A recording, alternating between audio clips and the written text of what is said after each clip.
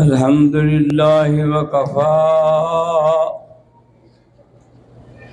والصلاة والسلام على خاتم الأنبياء سيدنا وحبيبنا محمد المصطفى وعلى آله المجتبى وأصحابه النجبى اللهم صل على سيدنا محمد النبي الأمي الهاشمي وعلى آله وأصحابه نجوم الهدى أما بعد فقد قال الله تبارك وتعالى في القرآن المجيد والفرقان الحميد أعوذ بالله من الشيطان الرجيم بسم الله الرحمن الرحيم إنما يريد الله أن يذهب عنكم الرجس أهل البيت ويطهركم تطهيرا قال النبي صلى الله عليه وسلم الحسن والحسين سيدا شباب أهل الجنة أو كما قال النبي صلى الله عليه وسلم صدق الله العلي العظيم وصدق رسوله النبي الكريم ونحن على ذلك لمن الشاهدين ومن الشاكرين والحمد لله رب العالمين.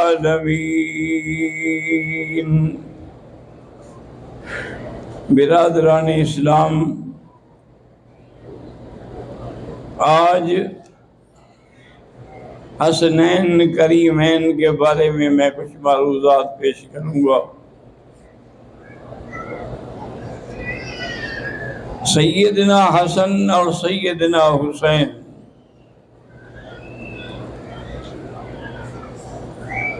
صحابہ فرماتے ہیں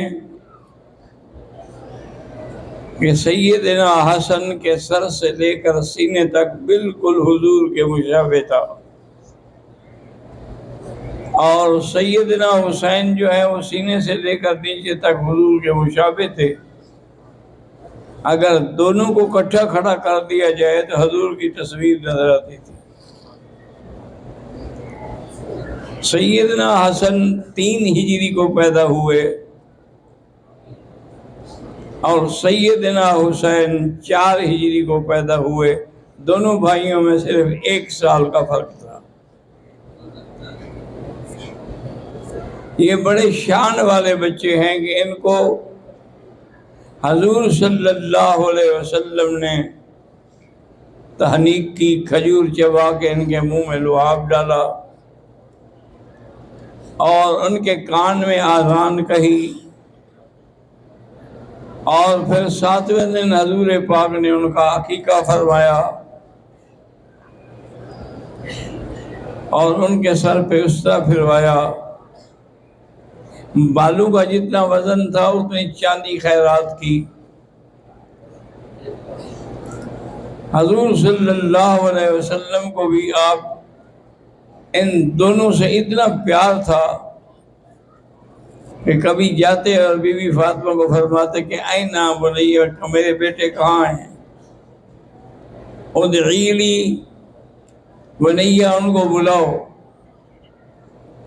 حضور صلی اللہ علیہ وسلم ان کو بٹھاتے، وَكَانَ يَضُمُّهُمَا وَيَشُمُّهُمَا، سینے سے لگا کے بھینچتے بھی اور سونگھتے بھی، کہتے کہ میری خوشبو ہے، میرے پھول ہیں دنیا کے بھی اور آخرت کے بھی. ایک دن سیدنا علی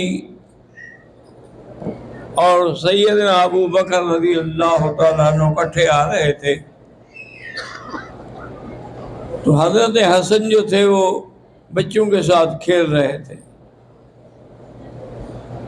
حضرت ابو بکر نے اس کو پکڑا اور کندھے پہ بٹھا لیا اور فرمایا واللہ شبیہن بالنبی لا بعلی، مجھے اللہ کی قسم ہے تم حضور کی شکل ہو، علی کی شکل نہیں ہو۔ وعلی یضحک، حضرت علی ہنس رہے تھے۔ بات بھی حقیقت تھی۔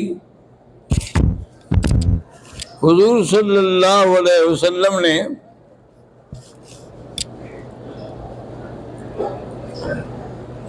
ایک دن جمعہ میں خطبہ پڑھا رہے تھے، دیکھا کہ یہ دونوں بچے آ رہے ہیں، ان میں سرخ رنگ کی قمیصیں ہیں لیکن قمیصیں لمبی ہیں، اس لیے پاؤں ان میں پھنس جاتا ہے تو گر جاتے ہیں، پھر اٹھ جاتے ہیں، پھر گرتے ہیں، پھر اٹھتے ہیں۔ حضور صلی اللہ علیہ وسلم سے برداشت نہ ہوا، آپ نے خطبہ چھوڑ دیا جمعہ کا، نیچے اتر کے گئے اور دونوں بچوں کو لا کے ایک کو دائیں ایک کو بائیں بٹھایا اور فرمایا صدق اللہ، اللہ کا فرمان سچا ہے، انما اموالکم و اولادکم فتنہ، کہ مال اور اولاد تمہارے لیے آزمائش۔ دیکھو میں برداشت نہیں کر سکا بچوں کا گرنا۔ حضور صلی اللہ علیہ وسلم ایک دن بی بی ام الفضل کے گھر میں بیٹھے تھے کہ بی بی ام الفضل نے کہا کہ یا رسول اللہ، میں نے خواب دیکھا ہے اور بڑا خطرناک خواب ہے۔ اور پھر میں بیان تو کروں یا رسول اللہ، بڑا شدید ہے، بڑا خطرناک ہے، مجھے تو بیان کرتے ہوئے بھی ڈر لگتا ہے۔ اور میں بتاؤ کیا بات ہے؟ اس نے کہا کہ یا رسول اللہ، میں نے خواب میں دیکھا ہے ان قطعۃ من جسدک قطعت، آپ کے بدن سے ایک ٹکڑا گوشت کا کاٹا گیا اور میری گود میں ڈالا گیا۔ حضور پاک مسکرا دیے، فرمایا بیوی یہ تو بڑا مبارک خواب ہے۔ کہا حضور کیسے؟ فرمایا اصل میں بات یہ ہے کہ ابھی بی بی فاطمہ کو بچہ پیدا ہوگا اور وہ بچہ تیری گود میں آئے گا۔ تو پھر بی بی ام الفضل جو تھی ان کو بڑا خوشی ہوئی کہ میرا خواب تو بڑا اچھا تھا۔ حضور صلی اللہ علیہ وسلم آپ بھی ایک دن نیند میں تھے، بی بی ام حرام کے گھر میں سو رہے تھے، نیند سے اٹھے تو آپ کی آنکھیں مبارک سرخ تھیں۔ بی بی نے پوچھا کہ یا رسول اللہ کیا وجہ ہے کہ آپ پریشان ہیں؟ انہوں نے کہا مجھے اللہ نے وہ جگہ دکھائی ہے جہاں میرے بیٹے کو ذبح کیا جائے گا، اور یہ سرخ مٹی بھی اللہ نے دکھائی کہ اسی مٹی پہ ذبح ہوگا۔ انا للہ و انا الیہ راجعون۔ حضور صلی اللہ علیہ وسلم اور تمام صحابہ اتنا احترام کرتے تھے، حضرت عمر رضی اللہ تعالیٰ عنہ کے ہاں جب وظائف آئے تو آپ نے بدری صحابہ کو 5,000 درہم بھی آدمی دیا، حضرت حسن حسین کو بھی 5,000 بھی آدمی دیا۔ تو بعد نے کہا حضرت وہ تو جنگ میں شریک بھی نہیں تھے۔ آپ نے فرمایا تمہیں پتہ ہے تم ان جیسا باپ لے آ سکتے ہو، ان جیسی ماں لا سکتے ہو، ان جیسا نانا لا سکتے ہو؟ تو اب جا کے صحابہ خاموش ہوئے، اور آپ کی سخاوت کا یہ عالم تھا کہ ایک دفعہ سفر پہ روانہ ہوئے حضرت حسین خادم بھی ساتھ تھے، لیکن اللہ کی شان یہ ہے کہ بارش شروع ہو گئی۔ آپ نے فرمایا کہ دیکھو کوئی خیمہ نظر آئے کسی بدو کا تو پناہ لے وہاں۔ تو ایک بدو کا خیمہ نظر آیا تو حضرت حسین وہی تشریف لے گئے۔ انہوں نے کہا حباً و تقریباً، انہوں کو یہ نہیں پتا تھا کہ حسن حسین ہے۔ انہوں نے کہا آپ ہمارے مہمان ہیں، اہلاً و سہلاً، میرا خاوند پانی لینے کے لیے گیا، ابھی آ جاتا ہے۔ اس کا خاوند آیا، اس نے دیکھا اتنی خوبصورت شکل والا آدمی جس کی شکل حضور سے ملتی ہو۔ اس نے بڑا احترام کیا اور ایک دمبا جو ہے ذبح کر کے اس کو باقاعدہ پکایا، بھونا اور حضور کے سامنے رکھ دیا۔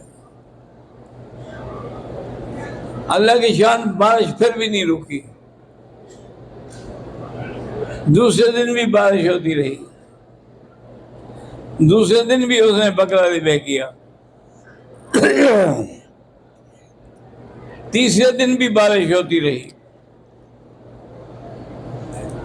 اس نے تیسرے دن بھی دمبا ذبح کیا، پھر بارش رک گئی۔ آپ نے خادم سے کہا بھی کتنے پیسے تمہارے پاس ساتھ ہیں؟ انہوں نے کہا حضرت 20,000 دے، فرمایا 10,000 اس کو دے دو۔ 10,000 درہم دے دیے، حکم تھا حضرت کا۔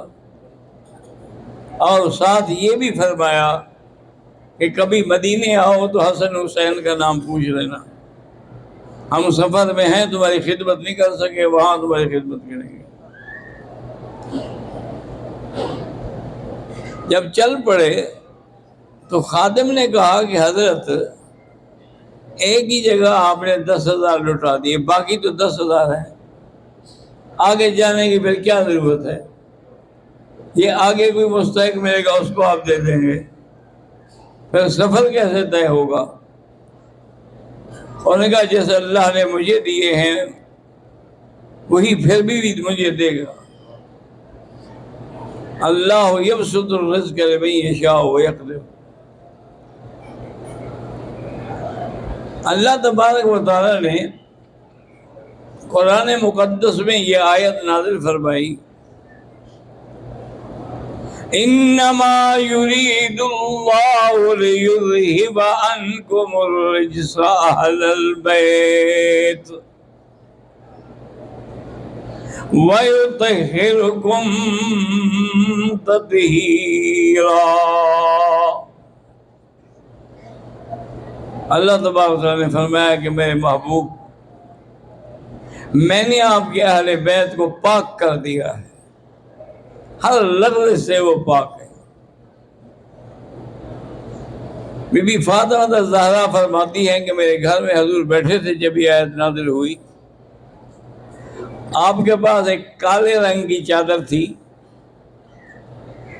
آپ نے وہ چادر اڑائی، حسن حسین کو بھی چادر کے نیچے لیا، بی بی فاطمہ کو بلایا کہ تم بھی آ جاؤ، حضرت علی کو بلایا تم بھی نیچے آ جاؤ، وہ بھی آ گئے، آپ بھی خود نیچے ہو گئے اور کہا اللہم ہؤلاء اہل بیتی، میرا اللہ یہ میرے اہل بیت ہیں، ان کو بھی پاک کر دے۔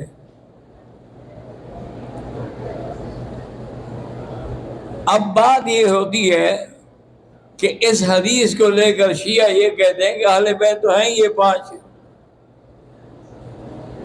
باقی تو کوئی اہل بیت ہے ہی نہیں، اس لیے انہوں نے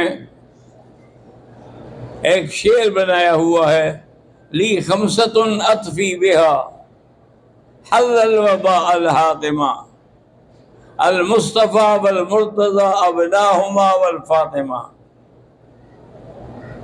کہ ہمیں ان 5 کی پناہ ہے، یہ 5 تن پاک جو ہے نا یہ ہمارے لیے کافی ہیں، ان کی وجہ سے جہنم کی آگ بھی ہمارے قریب نہیں گزرے گی۔ انہوں نے کہا کہ جب حضور نے کہہ دیا کہ یہ میرے اہل بیت ہیں تو پھر کوئی اور اہل بیت میں شامل کیسے ہو سکتا ہے؟ اصل بات گزارش یہ ہے کہ ضد کا تو کوئی علاج نہیں نا دنیا میں. آیت قرآن کی تو ازواج کے بارے میں نازل ہوئی ہے، ان کے بارے میں تو نازل ہی نہیں ہوئی. وَقَرْنَ فِي بُيُوتِكُنَّ وَلَا تَبَرَّجْنَ تَبَرُّجَ الْجَاهِلِيَّةِ أَقِمْنَ الصَّلَاةَ آتِينَ الزَّكَاةَ. سب سے تو عورتوں کے لیے ہیں. یہ تو اللہ کے نبی کی مہربانی ہے کہ اللہ نے چاہا کہ ابھی یہ بھی شامل ہو جائیں. اور ایک بات یاد رکھیں کہ اگر یہ پہلے سے اہل بیت میں تھے تو پھر اللہ سے مانگنے کی کیا ضرورت تھی؟ مانگا تو تب جاتا ہے جو نہ ہو. اس لیے حدیث میں آتا ہے کہ بی بی ام سلمہ بھی وہاں موجود تھی. اس نے کہا یا رسول اللہ میں بھی چادر کے نیچے آ جاؤں. فرمایا انت لا خیر، تم کیوں آ جاؤ، تمہارے لیے تو قرآن آ چکا ہے، تمہارے لیے تو نص قطعی آ چکی ہے. میں تو ان کو لے رہا ہوں جن کے لیے قرآن نہیں اترا ہے. اور اہل بیت سے مراد گھر والے ہوتے ہیں، جیسے کہ اللہ تبارک و تعالیٰ نے قرآن مجید میں فرمایا حضرت ابراہیم علیہ السلام کے بارے میں. جب ان کو خوشخبری دی گئی تو بی بی نے کہا کہ اَأَلِدُ أَنَا عَجُوزٌ وَهَذَا بَعْلِي شَيْخًا، مجھے بچہ پیدا ہوگا، میں بوڑھی ہو گئی، سنڈ ہو گئی، آج تک نہیں پیدا ہوا. قالوا وتعجبین من امر اللہ رحمت اللہ وبرکاتہ اہل البیت. تو اہل بیت عورت کو کہا جاتا ہے، اسی لیے آپ کہتے ہیں جی میری اہلیہ نے، کیونکہ اہل بیت ہوتی عورت ہے. تو قرآن بھی اہل بیت سے مراد عورت کو ہی سمجھتا ہے. باقی ہمارا ایمان ہے کہ ہم تو اہل بیت حضور کے ازواج کو بھی مانتے ہیں، اولاد کو بھی مانتے ہیں. ایک دفعہ ایک شیعہ مجتہد، پرانی بات ہے، وہ آیا اور اس نے یہی سوال رکھا. عرب میں مدرسین جو تھے نا مسجد حرام میں پڑھانے والے، کہ بھئی اگر اس سے مراد عورتیں ہیں تو یہ طہرکم تو مذکر کا صیغہ ہے، علیکم مذکر کا صیغہ ہے، تو پھر صرف عورتیں کیسے ہو گئیں اہل بیت؟ وہ بیچارے کوشش کرتے رہے لیکن وہ مطمئن نہیں ہو. مطمئن کیا ہونا ہے جیسے دشمنی کرنی ہو. حضرت شیخ طہ عبد الواسع البرکاتی ہمارے حرم کے مدیر تھے، اللہ ان کی قبر پہ کروڑوں رحمتیں فرمائے. وہ اس کو لے کے میرے پاس آ گئے. وہ کہہ رہے کہ ادھر چلو، یہ مسئلے ہیں پاکستان کے، اس کا حل بھی پاکستانی مولوی کرے گا، ہمارے ملک کے تو یہ مسئلہ ہی نہیں ہے، تو ہم کیا جواب دیں گے؟ وہ میرے پاس لے آئے، کہنے کہ جی اس کا یہ سوال ہے. میں نے کہا جی فرمائیے. کہنے لگا دیکھیں علیکم مذکر کا صیغہ ہے، علیکن تو نہیں نا، علیکم. اور اسی طرح یطہرکم، یطہرکن تو نہیں ہے نا، وہ بھی مذکر کا صیغہ ہے. تو پھر حضور کی ازواج کیسے اہل بیت بن گئیں؟ میں نے کہا اگر اس صیغے کی وجہ سے حضور کی بیویاں اہل بیت میں نہیں آ سکتی تو بی بی فاطمہ کو تم نکال دو، اہل بیت کو ہم نکال دیتے ہیں. بی بی فاطمہ بھی تو عورت ہے نا، پھر وہ عورت بھی تو نہیں آ سکتی نا. اب وہ بیچارے چپ لگ گئی.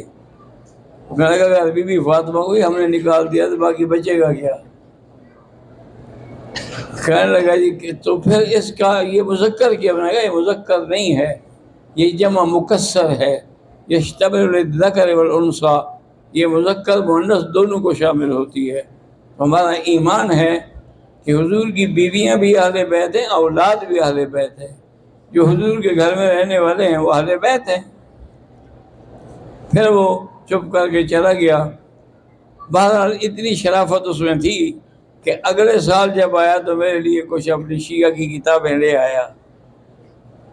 اس کی بڑی اہم کتابیں تھیں، الکافی تھی، کشف الغمہ تھا، رجال کشی تھی، وہ سب میرے لیے بطور ہدیہ لے آیا. میں کہا ابھی تیری مہربانی، کیونکہ یہ کتابیں تو ہمارے پاس ہیں ہی نہیں، ہم پڑھیں گے مطالعہ کریں گے تو سوچیں گے نا جی. میں نے کہا جی میں تو آپ کو ہدیہ پیش کیا ہے، اعتراض کے لیے تو پیش نہیں کیا. میں کہا ابھی آپ بڑی مہربانی ہے. تو حضرت حسن اور حسین کو اللہ نے اتنی شان دیا تھا کہ حضور نے فرمایا کہ الحسن والحسین سیدا شباب اہل الجنہ، یہ جنت کے نوجوانوں کے سردار ہے۔ فاطمہ سیدۃ نساء اہل الجنہ، اور بی بی فاطمہ جو ہے وہ عورتوں کی سردار ہے۔ تو حضور صلی اللہ علیہ وسلم نے ان کو اتنا اعزاز دیا، اتنا آپ کا عظمت بیان کی۔ اور ایک دن بیٹھے بیٹھے حضور اٹھے نیند سے اور فرمایا ان ابنی ھذا لسید، یہ میرا بیٹا جو ہے نا یہ سردار بنے گا۔ لعل اللہ ان یصلح به بین فئتین مسلمتین عظیمتین، میرے اس بیٹے کی وجہ سے دو بڑی جماعتوں میں اور مسلمانوں میں، جماعتیں مسلمانوں کی ہوں گی، ان میں صلح کا ذریعہ یہ حضرت حسن بنیں گے۔ اور وہی ہوا کہ جب بڑے بڑے مسائل بن گئے، جنگ صفین ہو گئی، جنگ جمل ہو گئی، وہ بلوائیوں نے فتنے کرا دیے، تو اب حضرت حسن نے، اس وقت چونکہ خلافت حضرت حسن کے پاس تھی، تو حضرت حسن نے اپنے بھائی کو بلایا کہ بیٹا یہ فتنے ختم نہیں ہوں گے، بہتر یہ ہے کہ ہم حضرت معاویہ سے صلح کر لیں، اگر اس سے صلح ہو جائے تو جھگڑے ختم ہو جائیں گے۔ حضرت حسین نے کہا کہ تم میرے بڑے بھائی ہو، جیسے تمہاری رائے ہو میں بھی راضی ہوں۔ حضرت امیر معاویہ کو بلایا گیا رضی اللہ تعالی عنہ ورضاہ، کیونکہ حضرت معاویہ بھی تو بڑے شان والے صحابی تھے نا، کاتب الوحی تھے، اور اس کے بعد حضور نے ان کے لیے دعا کی تھی اللہم اجعلہ ہادیا مہدیا واہد بہ، اور ایک دفعہ دعا کی تھی اللہم علمہ الکتاب والحساب، اور ایک دفعہ دعا کی تھی اللہم علمہ الکتاب ونکہ عن العذاب۔ بڑی دعائیں کی حضور نے حضرت معاویہ کے لیے۔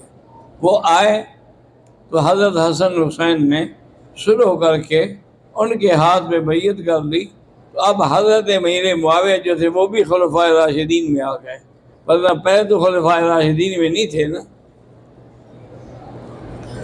حضرت امیر معاویہ رضی اللہ تعالیٰ عنہ نے آپ کے حکم کے مطابق وہ معاملہ سنبھال لیا، اور اتنی فتوحات کی آپ نے کہ وہ جنگ بحریہ کا جو بیڑا تھا نا، جو یزید ابن سفیان، حضرت سفیان کے بیٹے یزید نے بنایا تھا، تو اس کی قیادت کرنے والا، کمان کرنے والا امیر معاویہ تھا۔ امیر معاویہ نے کیسریہ کے علاقے میں 80,000 کافروں کو قتل کیا۔ اتنا بڑا جری آدمی تھا، اور بڑا خوبصورت آدمی تھا، اور بڑا لہیم تھا، شہین تھا، لیکن اتنے سادے تھے کہ کپڑے پھٹے ہوئے ہوتے تھے، قمیض پھٹے ہوئے ہوتے تھے۔ حالانکہ وہ امیر معاویہ جو اب تو وہ امیر تھا، اب تو خلیفہ تھا، لیکن اس کے باوجود بھی سادگی کا یہ عالم تھا۔ اللہ تبارک و تعالیٰ نے حضور کی وہ خواب جو تھا، فرمان جو تھا، پورا کر دیا کہ حضرت حسن کی وجہ سے دونوں میں صلح ہو گئی۔